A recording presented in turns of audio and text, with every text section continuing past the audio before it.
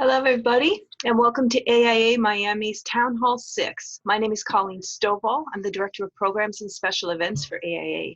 Please remember to mute yourselves and turn off your video. We will be doing a Q&A at the end of this town hall, so please submit your questions via the chat feature. We will answer them at the end of the town hall. And now I'd like to introduce the Executive Director of AIA Miami, Cheryl Jacobs. Hi, everybody. So happy to see so many people calling in or Zooming in as we are now, I'm calling these Zoomies. So happy to see you all. And we have a great program today, and I'm going to first, before I introduce our panelists, I'm going to turn the meeting over to our Aia Miami President for 2020, Daphne Guri, who's a co-founding principal at Guri Matute. Daphne. Thank you, Cheryl. Good morning, everyone. It's really exciting to be here for Town Hall meeting number 6. One of the things that I love about these Town Hall meetings is that I get to hear from my colleagues and counterparts in other areas, market sectors that maybe I'm not working in, and hearing exciting, innovative things that each of us are doing. That's one of the great things about our profession as architects, is that we really are innovative people, and we're here to serve you. So as president of AIA Miami for 2020, I'm excited to share how we're helping our members and remind all of you that you should be checking your emails, because every Monday we have an email that goes out with COVID-19 updates. Every Wednesday and Fridays we have additional emails, one from MCAB, which is all about activities happening in the community and things that we're doing, community outreach. And we have the Friday Facts, which gives you information about your profession, gives you advocacy updates, as well as gives you opportunities that are coming up, RPs, if that's something to do. And we also are sending surveys to our members after each one of these town hall meetings, and even other surveys. Please respond to those surveys. We want to hear from you because we're here to serve you. And also want to give a reminder that this is the year that we have to complete our continuing education at the end of this year. And that's one of the things that AIA Miami is doing. We're offering webinars similar to this Zoom call meeting so that we can continue to add value to our members. And also I want to give a big shout out to our annual partners. They're absolutely fantastic with us, and we're here to help you as well to maximize your membership. So back to you, Cheryl. Thanks, Daphne. And I just want to remind everybody to please turn your video off, except for our panelists, of course, because it uses up bandwidth, and I want this to be, the connection to be as good as possible for everybody. So welcome, panelists. First, I'd like to introduce Sebastian Eilert, AIA. He's a principal at Sebastian Eilert Architecture, thank you. And Max Strang, FAIA, principal at Strang Architecture. And Jorey Shoshanna Friedman, known to her friends as Shosh. And she's the principal vice president of SB Architects. So welcome, panelists. Glad to be here. I wanted to kind of start with talking about how you're adapting to this crazy time that we're in with this pandemic, in terms of how you're designing and putting your projects together. Sebastian, why don't we start with you? Sure. Again, glad to be part of it. Thanks for everybody to tuning in. Interesting question for that part. So on the idea of how to adapt to the changes and the resiliency part of it. As basic philosophy of my firm, resiliency and durability is already really at the foundation of that. Heavily on residential work, as well as a little bit of hospitality there.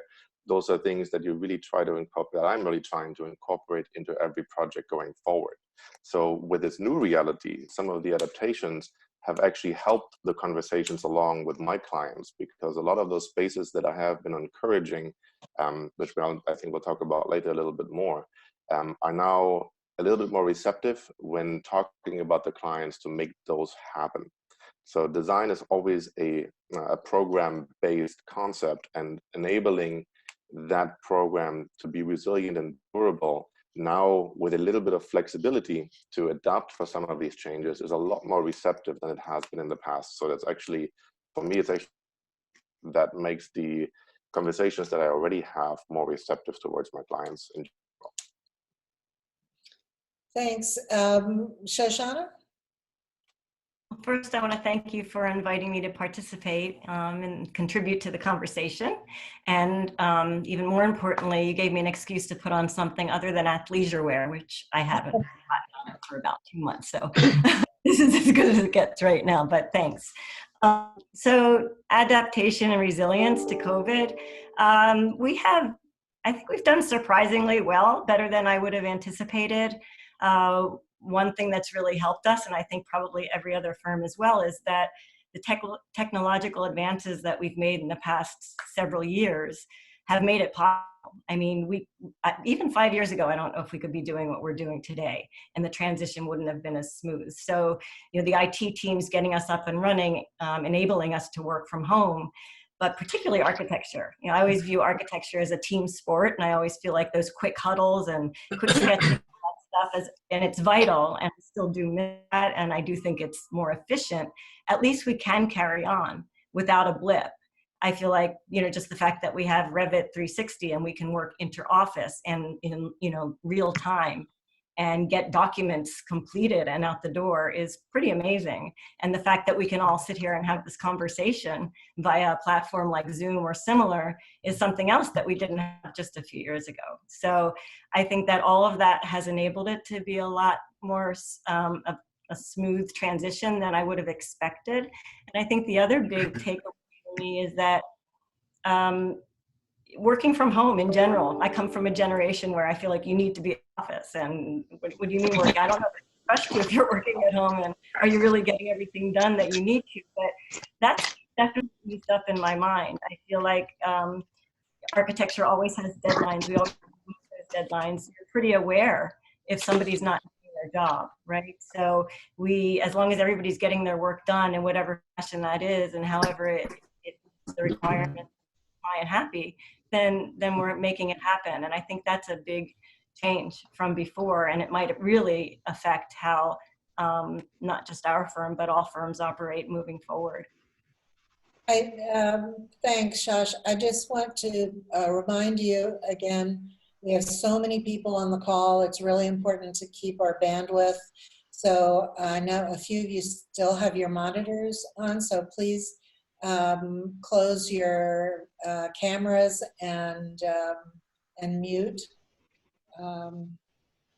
Thank you. I'm sorry to be the sergeant at arms here. Do you want to address that? Sure. I'll keep my video on for now. You know, I'll piggyback on some of those previous comments. I think that the technology has been just a lifesaver for these firms. And not only how we work internally with each other, but how we interface with our clients. You know, I feel like our clients, be it Zoom or WebEx or Google Teams or even FaceTime, you know, they each seem to have their favorites, but, you know, being able to adapt to their new skill set of being able to participate in a meaningful way in these client meetings, these virtual client meetings has been great. And I think moving forward, you know, there's going to be a lot of clients that prefer not to spend an hour in Miami traffic coming to our office or vice versa. And I think we'll see a lot more of these type of interactions, you know, become standardized moving forward. I think it's going to help the efficiency of the firm, of the projects. And, you know, on the internal side, though, creativity, nothing beats, you know, all of us around the table together and, you know, going through a lot of trace paper and a lot of 3D modeling. But I think that we're going to find that at least probably half of our meetings can be handled in a different way. So I'm wondering, you know, resiliency and climate adaptation are such important issues that all of us are facing and that you're all facing in terms of your designs. And how do you think that adapting to COVID or you know, this may not be the first time, the last time that we get a pandemic. How do you plan to look at resiliency in terms of your designs? Sebastian, you want to take that one? Sure. As I started out, it's really already part of the philosophy to pay attention to that, and those that know my firm, my history, you know that the sustainable focus has been pretty much there from the start. Do want to agree completely with what Max said, but in terms of the technology, Josh, what you mentioned in terms of the reactivity and all those things, those are helpful tools that will work, and I definitely agree that those will expand. However, actually, the impact that I have had with my clients right now at this moment in terms of COVID is that you can take it to a certain degree, but they really still do want to have that personal going through, unfortunately, a lot of times still a printed plan and really getting to that part. But Cheryl, going back to the element of resiliency, as architects, obviously, as licensed professionals, our primary objective is to protect the safety and welfare of the people, right? That's we're licensed, that's what we are supposed to do. So here we are having to incorporate that element. And the structures that we create, whether it's a home, a business, a retail, ideally will, from a shell point of view, be around for a long time. And then as you go on the interior, that is becoming a more flexible element. And I think to address the resiliency and sustainability, durability, and this pandemic as well as future ones, we really need to grow an awareness, not just within ourselves in the profession, but also for our clients, that future change has to be part of the selection process and of the design process. And I have found so far that that has been a bit more receptive. So some of those spaces that I generally recommend anyway are now being considered saying, oh yeah, that makes sense. I can really do that. And by having that transitional space, it really helps from the outside to the inside and how we can deal with people and friends coming to the house, going to a restaurant and so forth. So that is really helpful looking at the overall picture. At the end of the day, we still have to design those structures, and starting with the philosophy of from the shell in, everything from there on get less permanent. So make the shell really permanent. Then you get your partitions, so forth. And lastly, the systems with all the advancement in technology, those would probably change more frequently today and going forward. So if you can create the envelope that can house all those things and be flexible, that's really a great way to approach that resilience and adaptability for the future. So have you found an immediate effect on current projects in terms of COVID? Max, you want to take that? Yeah, we've had one cancel, one slowed down, but you know, I think the immediate effects approaching, you know, affecting the architecture businesses, you know, it's, you know, when you look at the economic reality and situation we are in right now, a lot of people are just pausing a little bit. You know, we have a lot of momentum with a lot of projects that were already underway, and that momentum has kept us very busy recently. It's the fact that, you know, during this pause, the phone has not been ringing as much as it was 6 months ago, as people are reevaluating what they can and can't do, or should and shouldn't do. So I think that my concern for the architecture profession is more in, you know, the third quarter and fourth quarter of this year, right? I think that's when I think the architecture profession might see, well, there's a little lag time, but I think that's where, as a profession, we will see the greater impacts. So in terms of that, have your current projects, have you been asked to redesign anything based on guidelines from the CDC, or how we're going to address public spaces in retail or hospitality? I think all three of you want to start, Shosh?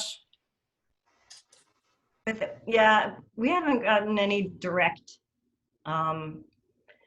instructions from developers or the clients that we're currently working for on that. I think it's something like Max said, that contemplating now and a little bit cautious and waiting to see where things go and how they change.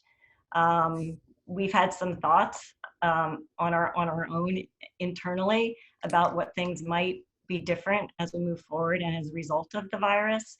But I think it has to go hand in hand with whatever the development is thinking and what direction they're going, as well as operators in terms of hoteliers and things like that, as to how we move forward. I mean, if you just think of an example for hotels, certain brands have standards about how many chaise lounges you can have on a pool deck, and all are quite intimate and close, and we would take direction from them as to how that might change and how all of that might be affected moving forward, or whether maybe it won't be affected. Maybe this thing will eventually go away and things will get back to some sort of normalcy that we used to know, and there might not be much of a change at all. I find it really hard to predict, but it's all very thought-provoking. Sebastian? So on the residential side, very minimal change or impact. Everything has slowed down a little bit, and I do find the slowdown more on the consultants, on the engineering side, and on the construction side, dealing with the municipalities, getting the inspections done and so forth. But I'm with Max on that one, that essentially things are still projecting. Didn't have cancellations, quite the opposite. Got 2 new projects this year already, so and they're moving forward. Great. So people are more conscious, definitely, about how they're moving forward. On the hospitality side, however, I do have a small Italian cafe that's in the design right now, and that has a lot of conversations with it. They have obviously been looking at how they can interact and how they can internally change and adapt their business model to move forward with this. And the emphasis is shifting a little bit in that conversation from how many seats can we actually have, and there's obviously other legal and zoning elements that have to be discussed, such as liquor licenses and so forth. But it's really a matter, can we now do a table layout that will function for us going forward with whatever may come down the road, changing from we have mostly eat-in to we actually probably going to redo it to mostly take out and limited eat-in. So that is one client that is positively affected by this, still moving forward, but thinking very strongly about at their scale how they can impact that for their business model. And as the architect for them, I obviously have to respond to provide them the space to do that. What about you, Max? And have you started thinking about, I mean, none of us know, obviously, what the new normal or the next normal is going to be. But have you started thinking about design and how you're going to spaces differently? Absolutely. And, our firm's mainstay is the custom residential market. And one thing that's going to come out of this shelter at home scenario, as long as it lasts, is that people are spending a lot more time in their homes and thinking about their homes a lot more.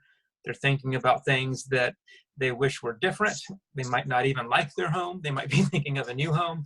But I think it really, at the heart of this, is everybody is reconsidering their relationship to their most intimate spaces. And I think we're going to get a lot more excitement from clients and engagement when we design a home with them. I also think, the idea of the home office is going to come into play a lot more. And, it used to be that the home office was, either just a nook on the side or some other separate space meant for one person using it. But, if you have 3 or 4 or 5 people in the house all trying to be on Zoom meetings, do it remote learning, remote working, that has changed the way we look at working from home.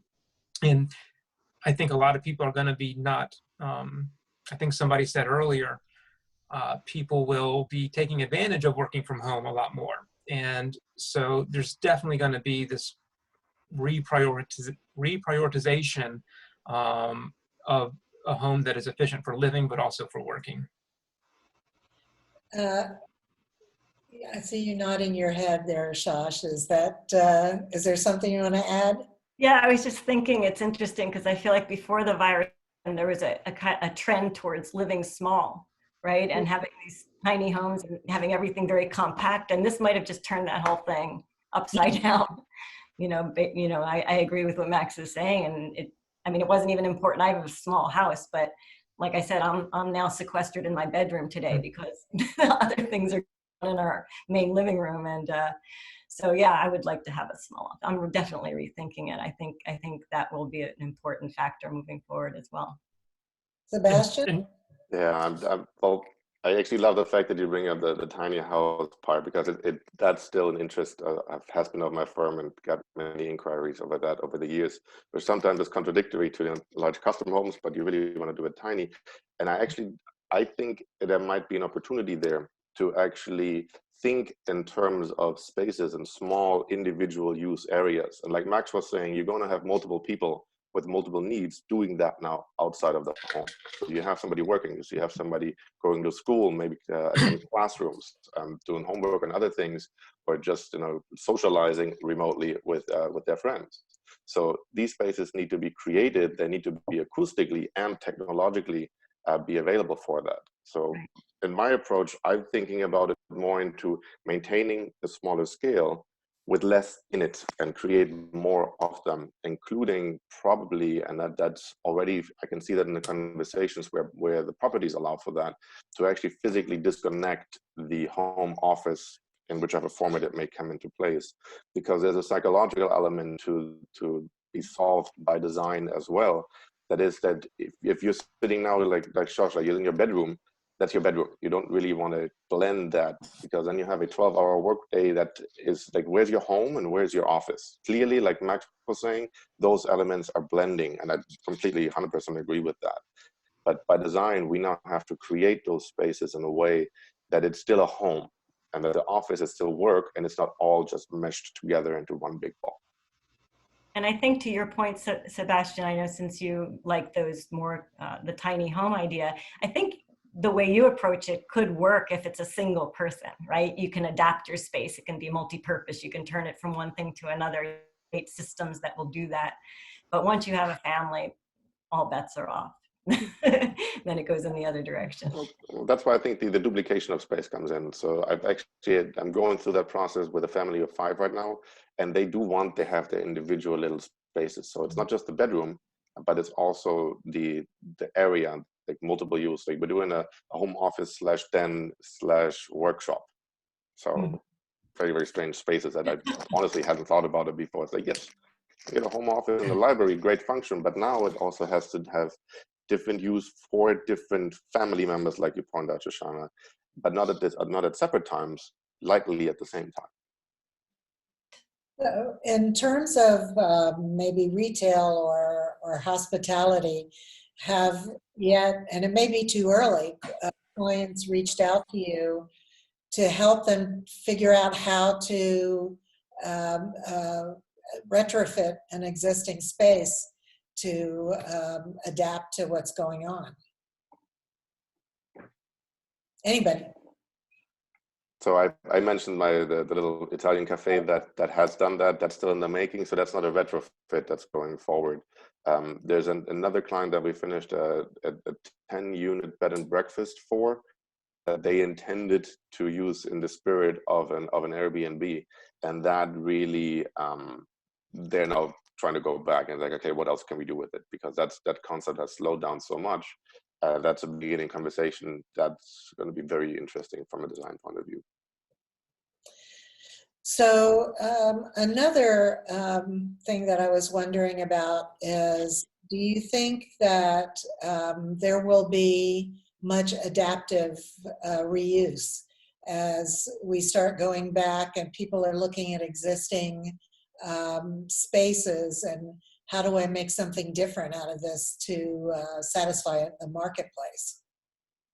I think without a doubt, I think without a doubt, you know, the impact economically on the country, and it's going to result in a lot of empty buildings that need to be reprogrammed and adaptively reused. You know, when you have some of those, you know, giant corporations, was it Neiman Marcus, some others, you know, this is potentially the death knell for that, you know, old-fashioned American mall. And I think that, you know, Amazon has been the big winner here. And so people are going to be changing their habits, and some of those large companies that had a large building footprint aren't going to be existing. So what's going to move into those spaces? I think on just on a national scale, you know, you might be seeing a glut of space that needs to be reprogrammed because people are used to ordering things online much, you know, much more than ever because of this pandemic. So I was pointing, completely agree with that. And Josh, as much as I love the idea of the tiny living, I actually think that the adaptive reuse and spaces will have a huge impact in terms of how space will be utilized, more so on the commercial maybe than on the residential side. But I do think that codes will probably be rewritten in terms of allowing for more space. Like if you have a certain type of use that gave you 100 square foot per person per use, those would probably increase, especially in hospitality and retail, where you anticipate a good amount of moving through the space. So now you need more of it. So the way that we have typically laid out things for egress path, for traveling through it and experiencing a place, those, I think, in my opinion, will definitely have to be larger. And some of those empty and vacant spaces will be able to fill that need, but it will obviously be an impact also to the real estate industry and how they calculate square footage, rents, lease, and so forth. But like Max was saying, we probably have a lot of empty spaces.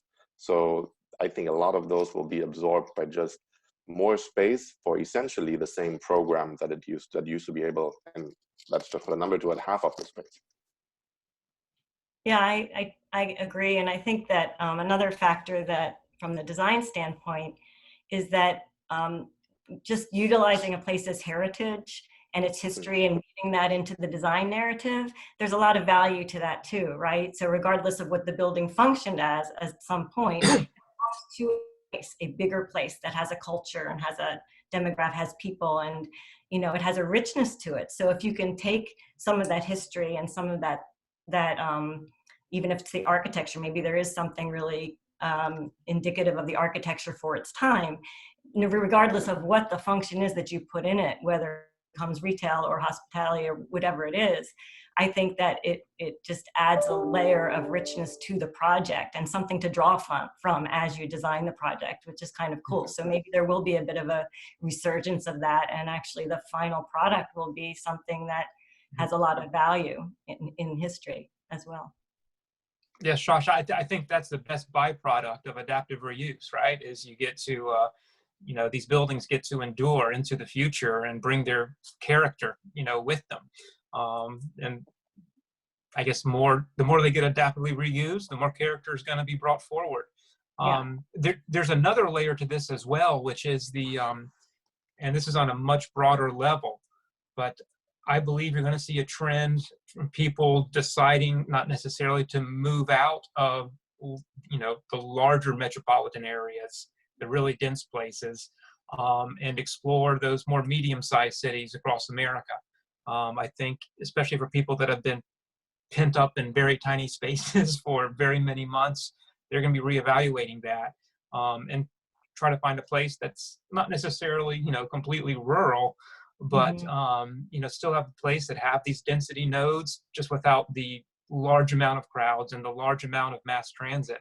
And that's really hard for architects and planners to reconcile, right? Because we are such advocates for density, and we are such advocates for that type of urban planning, but I think you're going to see that distributed to a lot more medium-sized cities across the country.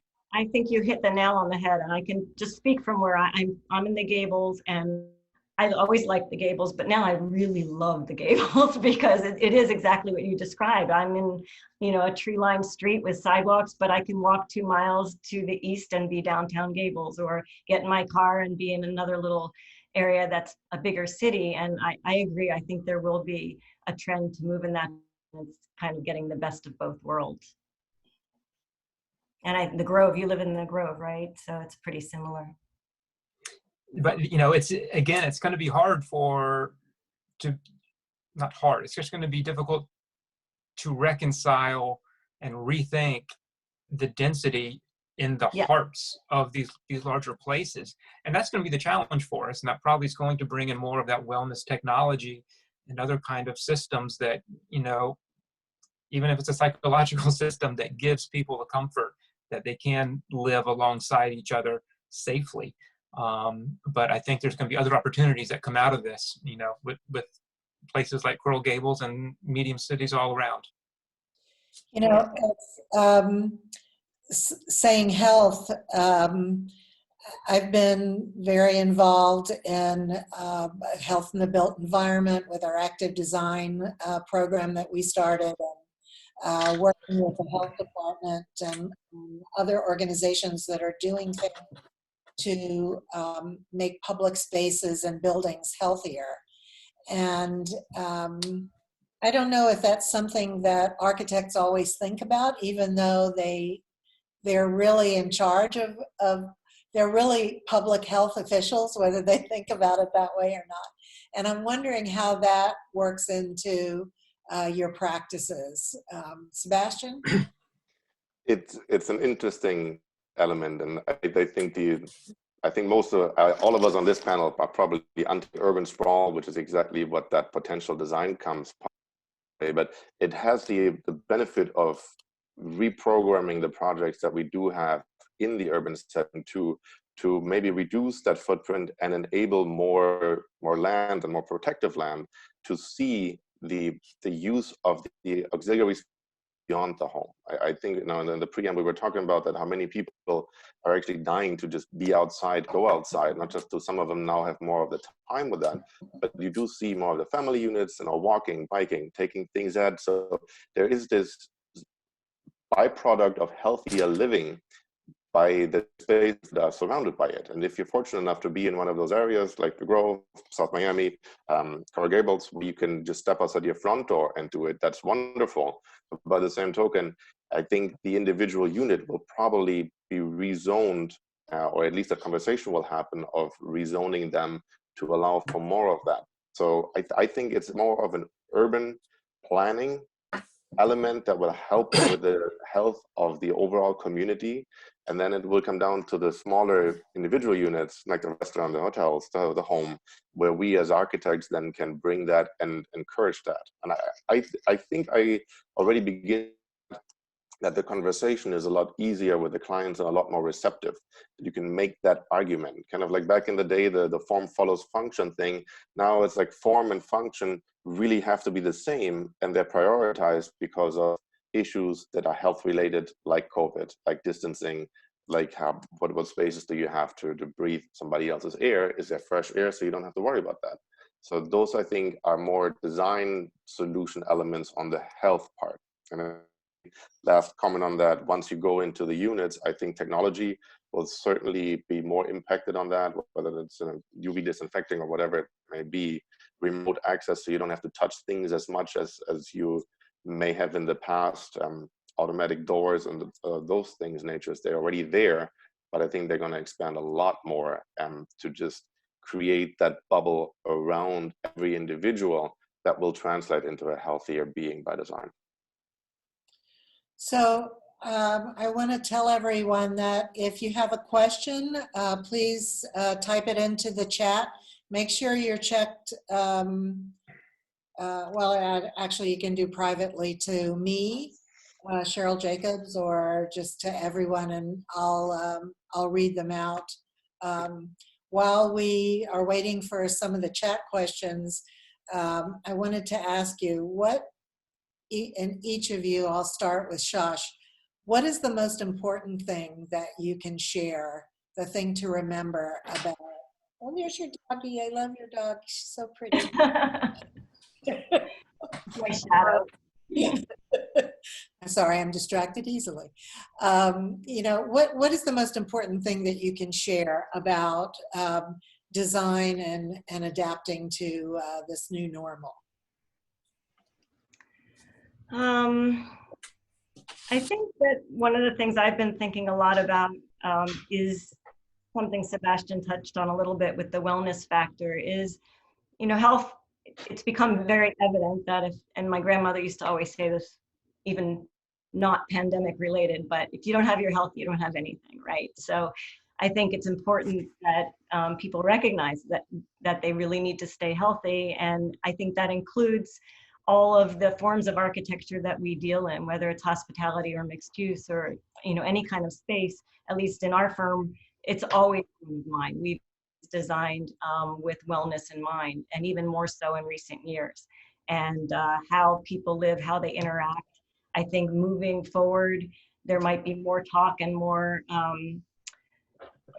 towards outdoor spaces and hospitality than was before, right? So I think that, I mean, of course, we have to have our conditioned space, but I think it's trended in that direction anyway, even before this. So people want experiential architecture. If they want to go to Costa Rica, you know, they think of the outdoors and nature. And so why do you want to be cooped up in a room? You know, should all these spaces be, you know, covered outdoor? And how do we do that? And that actually plays right into the post-pandemic life or whatever becomes normal.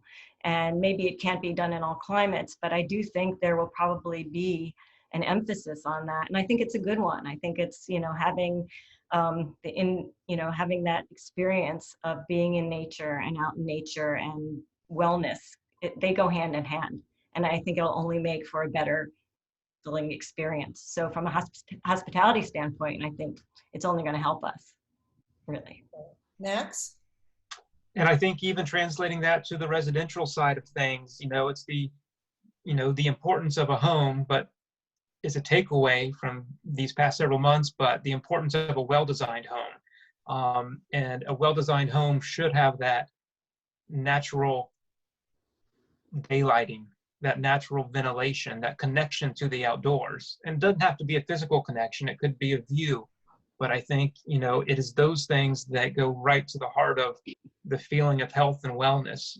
I would much rather live in a 1,200 square foot little courtyard home, you know, with walls of glass and I'm connected to the outdoors than be in a 6,000 square foot McMansion that had every room on a checklist, you know. So I think that, you know, we can't dismiss just that human connection to nature that architecture can provide, you know, from the urban planning and parks level all the way down to this is my home office and I can walk right outside there and hopefully there's not a leaf blower going on with my neighbor during my Zoom call, right? But that kind of connection to nature can just transcend every single level of the profession.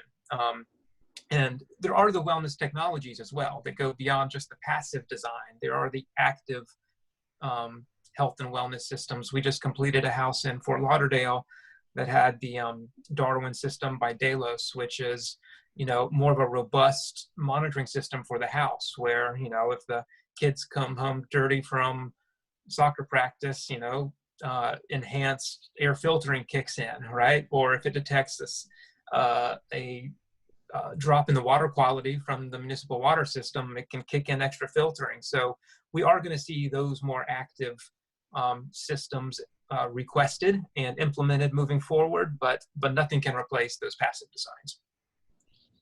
That's true.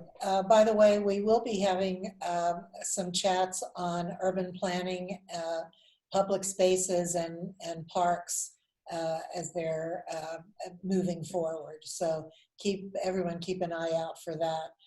One of the questions from Daphne is, what are the panelists doing to prepare for the anticipated slowdown for architecture firms in the fourth quarter of 20 and then into 2021? Max? Well, we are already planning just to, you know, look very closely at our budget. That made a lot of sense in January, but not so much sense now. So, as I said, we've been very busy these past few months. We want to take advantage of that momentum and try to have as much cash on hand as we move forward into Q3 and Q4. You know, and it's also a good time to put ourselves out there in the world, engaging in conversations just like this with not just necessarily our bubble of architects, but, you know, with those neighbors on the street, and just start talking to them, engaging them about that. And that's how we can probably drum up some new work in this process too. Josh? Yeah, no, I agree with what Max said. We're kind of hunkering down and doing a lot of cost analysis, not me personally, but our CFO. And I know he's been very busy modeling different scenarios and figuring out, you know, a way for us to stay alive and keep moving forward, because there is going to be, you know, a tough time. We've already, you know, it's already a tough time, but we are navigating better than expected. And we just have to take it day by day, is the way it seems to be. Not a lot of it's predictable. So we just, like Max said, we are also a lot of outreach, more than normal, that we're doing all over the place, trying to get new connections, new projects. Luckily, things are still moving along. We are able to work from home smoothly. So we're hoping that it doesn't get bad, that we can stay afloat and going strong. And it was just a blip. Sebastian? Oh, I'd obviously have to agree to some level with both what Josh and Max said, probably more on Max's side on that one. However, I don't really see too much impact. Being a firm to begin with, it's just there's been a conscious effort to maintain the good projects. Architecture is a long-term profession. We're not car salespeople. You don't sell one every month or every week or every day. Now, even from the design to completion, easily you're looking at a 2-year span of a project. And yes, you have things in the construction, things in design, and so forth. And maintaining that level is more important from my view. So, as hospitality is to me a bonus, and that I think is going to be interested. My bread and butter per se are the residential work, just like for Max. And I think as long as you maintain the high quality and a good visibility, I really do anticipate to be fine, with the added layer that the conversations now have shifted a little bit, and obviously you have to be conscious of those. You cannot ignore exactly what we have been talking about today in the conversations with your clients. You have to bring that up, and that probably makes the guy that they will end up going with for the project beyond the reputation and the history and the designs that you have already provided, because we're aware of the needs that the client have going forward. And so to me, if I made your previous question, the one most important thing to remember, I think no matter what we do, is that we are designing for people. We're not designing for ourselves. We are designing for people. That is our clients, their neighbors, people at large, and everybody else. So I think as long as we keep that in mind, the profession will obviously benefit from that, but the spaces that we do ultimately create will also have that positiveness that will last way beyond this current moment. One of the, we have time for 1 or 2 more questions. One of the questions on the chat here is, as a supplier, what is your best advice for connecting to architects about new projects during this time when we're not visiting offices? That's easy. I think they've been doing that already. Actually, I don't know, but Max, you mentioned that too. It's like your library kind of shifted a little bit. That's a good thing, how much we can actually incorporate in these kind of formats. So I actually did this yesterday. I had somebody email me about that. It's like, well, I understand the office library may not look the same way, but here's our new catalog. Would you consider it? I think if you follow that up with things where you may need to see certain things, that would be layer 1 and 2. And then the third layer is the touch component. If you have an actual need to provide samples or something on a project specific base, then that comes in at that time rather than beforehand. That would be my approach to that. So it's shifting the library and the stocking to a more virtual, accessible format.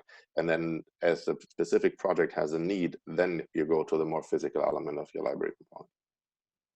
And Cheryl, I saw just yesterday, I think the AIA Florida trade show got canceled, right? So that does make it more difficult, you know, to get the suppliers in front of the architects that are specifying the products. So I'm assuming that there's probably some think tank with AIA Florida that is going to try to arrange some more virtual ways to, you know, keep those relationships accessible.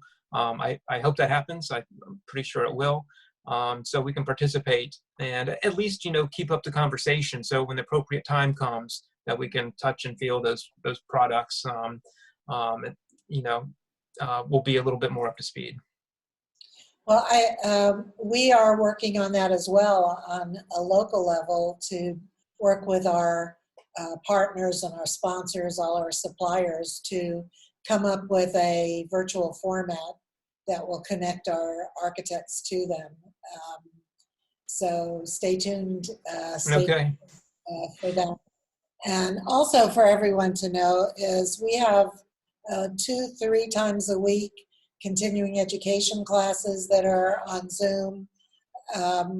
So don't forget that you have to keep getting your continuing education credits, and you have to have them by the end of this year. So just as a reminder, and you don't have the national convention to go to, or even you know, the state convention will be a lot smaller. So please be aware of that, because you definitely don't want to lose your registration. And also, have you heard from any of your clients, Shosh, in terms of hospitality, what they're looking at for reopening? And I know different parts of the world are open again, but what's the word on the street? Well, the projects that did not go on hold for us, they were already running pretty fast down the track. So nothing's really changing on that front. But and others have gone on hold, and we're just kind of waiting in the hospitality world to have that conversation. So I think, as we mentioned earlier on, everybody's being very cautious on that side, and we just have to wait and see what that discussion becomes. What about in terms of, you know, being open, having, you know, tourists come again to their spaces? Has anybody been speaking to any clients about what they're thinking? We've got some projects in the Bahamas, and the last guidance they have is that, you know, international travel will resume the end of this month, but it's subject to being pushed back. So, you know, that makes it hard to even go and, at least projects under construction, we're not allowed to travel to the country to go check on things, right? So that is a pause. But as for reopening, you know, it's just going to be case by case, country by country. But, you know, the hard part too is, yes, you can go visit somewhere, but and it might be good for hospitality. You got to shelter in your hotel for for 14 days and not go out. So that could be a little plus. Who knows? So I'm going to give Daphne in a couple of minutes an opportunity to come on and close out the meeting. I'm just looking through the chat really quickly to see if there's anything I missed. But closing words, Sebastian? Okay, we'll get through this. If you look at the history, architecture is one of the longest professions out there, and we create spaces and buildings that last. Everything will adapt, but I think that's still a true statement of the profession. Like I said, we design for people, and the needs of people will change based on what's going on in the world, culturally speaking. But I do appreciate being part of the panel. Josh, was great to be on here with you. Cheryl, thank you for hosting. And I look forward to staying in this profession, staying afloat, and putting out more projects that, who knows, maybe in 50 years, there's another strange thing that some other architect has to adopt one of my projects to make that happen to a new reality. that'd be cool. Thanks, Sebastian. Shosh, closing words? I would just like to say that I hope everybody stays well, stays healthy. I do think the key is adaptability. I think human beings thrive on that. And I think it's the same for buildings and architecture. We all adapt, we all adjust to the current situation. So everybody be positive, stay well. Thank you. Thanks. Max? I think, we all need to look for those silver linings, be it more time with family, connections to nature, taking advantage of a bad situation and making some good times out of that. I think that there's also, in the big optimistic sense, there's going to be a surge of creativity coming forward, right? After every global disruption, be it a war or a pandemic, there's going to be just a surge of new thinking, new ideas, new creativity, and we're going to be at the forefront of that. Thanks, Max. Daphne, closing words? I'd like to thank Max and Sebastian and Shosh for your fantastic input. Clearly, this has been one of the most creative conversations, open dialogue. I loved it. And a couple of takeaways that I wrote for myself to share with everybody: how we can differentiate ourselves in this time, community outreach, looking ahead and leading the discussion on what can be done differently in the design of spaces. These are all great ideas. Knowing that the positivity that you mentioned, Max, actually all three of you, been great. We are going to be the tool to solve the problems for the future. That's for sure. And I'd like to thank Cheryl and Colleen for organizing these great things that we're doing every week. We're here to serve you, and we want your feedback. And we ask for you to consider membership. If you have enjoyed the value of our town hall meetings, there's even more value by membership and volunteering your time. There's great collaboration, great conversation that's happening just here, this 1 hour session. That's multiply that times 10, or maybe times 100 if you're involved at the national and Florida state level. So with that, Cheryl, I'll give it back to you to close it up. Great. Thank you, everybody. Again, Max, Josh, and Sebastian, great to see you all, although, Josh, it looks like you're going to see you more often. And thank you so much. Thank you for your support of our organization, and thanks, everybody, for dialing in. Take care. Stay safe. Thank you. One quick thing, by the way, if you have ideas for programs, or if you'd like to participate and be a panelist, shoot me or Colleen an email, cheryl@aiamiami.org or colleen@aiamiami.org, and we'll talk to you about it. Take care, everybody. Thanks, Cheryl. Thank you. Be safe. Bye. Thank you. Bye-bye.